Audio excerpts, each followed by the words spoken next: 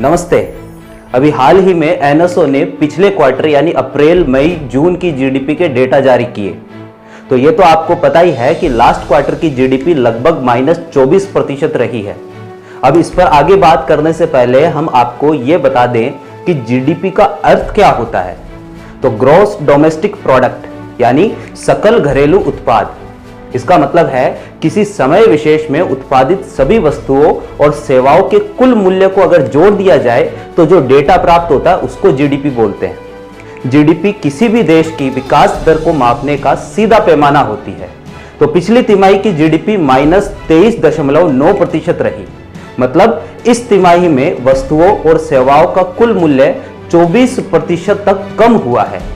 और कम होना ही था क्योंकि इस दौरान लॉकडाउन लगा था और हर सेक्टर में उत्पादन और सेवाएं बंद थी। अब चलिए मान लेते हैं कि कोरोना काल में सब बंद था तो जीडीपी गिरनी ही थी, बेरोजगारी बढ़नी ही थी।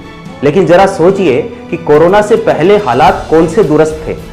आपको पता हो तो कोरोना से ठीक पहले देश में बेरोजगारी दर पिछले 45 सालों में सबसे अधिक थी और अभी बेरोजगारी दर लगभग 12% है।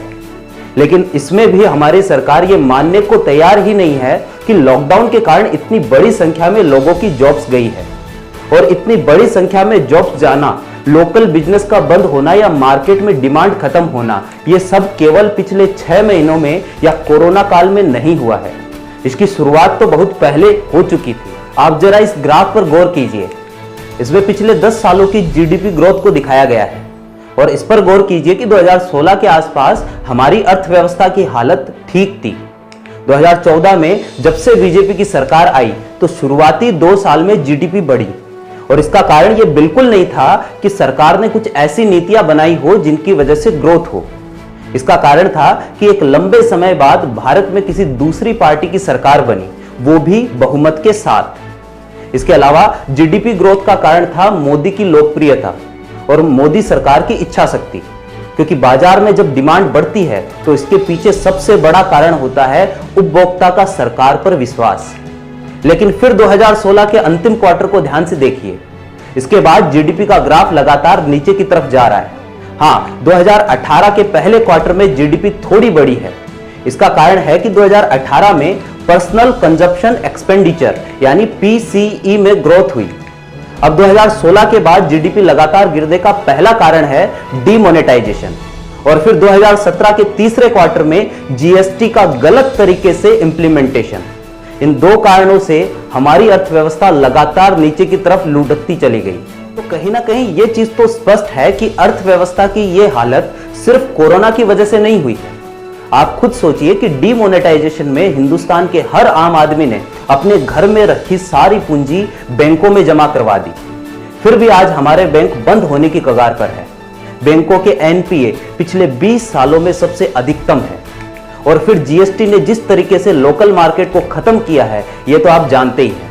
आप खुद सोचिए, आपके मोहल्ले में किराने की दुकान चलाने वाला एक आदमी जो अपनी दुकान में 100 तरीके के प्रोडक्ट रखता है, तो वो व्यापारी इसका किस हद तक हिसाब लगा पाएगा कि ये बिस्किट कौन सी स्लैब में जाएगा या ये चॉकलेट कौन सी स्लैब में आएगी। जीएसटी का ढांचा आज 3 साल बाद भी इतना ज्यादा कॉम्प्लिकेटेड है कि हर साल सरकार खुद 5 से 6 बार इसमें सुधार करने की कोशिश करती है। और हमारे यहाँ टैक्स स्ट्रक्चर वास्तव में इतना ज्यादा कॉम्प्लिकेटेड है कि एक मिडिल क्लास आदमी ठीक से बिजनेस स्टार्ट करने के बारे में सोच भी नहीं सकता। आपको पता हो तो easy of business doing ranking में भारत आज भी 63वें नंबर पे है और चाइना, जिससे आज हम कंपटीशन करने की बात करते हैं, वो 31वें नंबर पे है। चलिए, हम आम आदमी हैं, हमें नहीं समझ में आती कि जीडीपी क्या है, एनपीए क्या है, पर्सनल कंजप्शन एक्सपेंडिचर क्या है। लेकिन इतना तो समझ में आता ही होगा कि पहले आप कितना कमाते थे और बचत कितनी होती थी और अभी आप कितना कमा रहे हैं और कितना बच रहा है। कुछ लोगों की हालत तो यह है कि जेब में एक पैसा भी नहीं है, खाने को अनाज नहीं है, लेकिन फिर भी बिना सोचे समझे पार्टी का झंडा लेकर नारा लगाने के लिए घर से निकल जाएंगे। और यहां हम सैल्यूट करना चाहेंगे बीजेपी आईटी सेल को, जो देश की अर्थव्यवस्था, बेरोजगारी और गरीबी पर बात करने वाले हर शख्स को देशद्रोही घोषित कर देती है।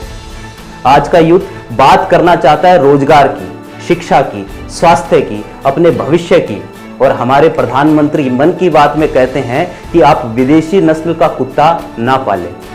और ऐसे में जब यूथ वीडियो को डिसलाइक करते हैं तो इसमें विदेशी ताकतों का हाथ बताया जाता है। अरे भाई, अगर आप धर्म संकट में हो तो कमेंट सेक्शन को ऑन करके देख लो, किसका कितना हाथ है पता चल ही जाएगा। लेकिन यूथ की बात तो शायद आपको सुननी ही नहीं है, इसलिए कमेंट सेक्शन को आपने ऑफ कर रखा है। लेकिन ये सारी हरकतें ना तो आपके लिए ना आपकी पार्टी के लिए सही है, क्योंकि एक दिन आपको बात करनी ही होगी। बात करनी होगी रोजगार की, बात करनी होगी स्वास्थ्य की, बात करनी होगी शिक्षा की। और इन सब के बीच मिडिल क्लास टैक्स पेयर की क्या हालत है उसकी बात भी कोई नहीं करता है। न्यूज चैनल वाले गरीबों की बात करते हैं, यह भी बताते हैं कि अंबानी विश्व के चौथे सबसे अमीर आदमी बन गए हैं, लेकिन मिडिल क्लास के बारे में कोई बात नहीं करना चाहता। और गलती से कोई न्यूज चैनल मिडिल क्लास की या अर्थव्यवस्था की बात करने लग जाए तभी आप एक नया लॉलीपॉप फेंक देते हो। फिर यह लॉलीपॉप चाहे भारत और चीन का हो या भारत पाकिस्तान का। आज की वीडियो में हमने आपको जितनी भी बातें बताई है वो सारी तथ्यात्मक है। फिर भी हमें पता है कुछ लोगों पर भक्ति इतनी सर चढ़ी हुई है कि बेरोजगार होने के बावजूद भी जय श्री राम का नारा लगाकर वो अपने आप को संतुष्ट कर लेते हैं कि राम मंदिर तो बन ही गया है। हम भी मानते हैं कि राम मंदिर बनना चाहिए, धारा 370 हटनी चाहिए, राफेल आना चाहिए, लेकिन भाई रोजगार का क्या? सिर्फ जय श्री राम या धारा 370 या भारत चीन पर बात करने से आपके घर में दाना नहीं आएगा, आपको सवाल पूछना पड़ेगा। बाकी हमारे प्रधानमंत्री को हम भी बहुत प्यार करते हैं, लेकिन याद रखिए कि राजा से प्यार राष्ट्र प्रेम नहीं होता। धन्यवाद।